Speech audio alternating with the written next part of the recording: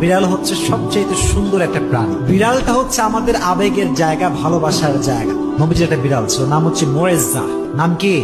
মোয়েজ্জা।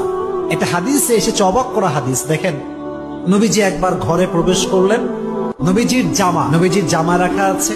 হাদিসে এসেছে, নবী যখন ঘরে প্রবেশ করলেন, দেখলেন জামার এক সাইডে ছোট্ট একটা বিড়াল আরামে ঘুমাচ্ছে। সুবহানাল্লাহ, ঘুমিয়ে আছে। নবী যখন আসলেন, তিনি চাইলে ডাকতে পারতেন যে বিড়াল ওঠো, আমার নামাজের সময় হয়ে গেছে, আমার জামা আমাকে দাও। এই হাদিসটা আমি সকালে পড়েছি, বড্ড অবাক হয়েছে। হাদিসে এসেছে নবী বিড়ালকে ডাকেন নাই, তার শরীরে স্পর্শ করেন নাই। নবীর জামার যে অংশে বিড়ালটা শুয়েছিল, নবী যে ওই অংশটুকু কেটে ফেলেছেন, তবুও বিড়ালকে ডিস্টার্ব করে নাই। সুবহানাল্লাহ।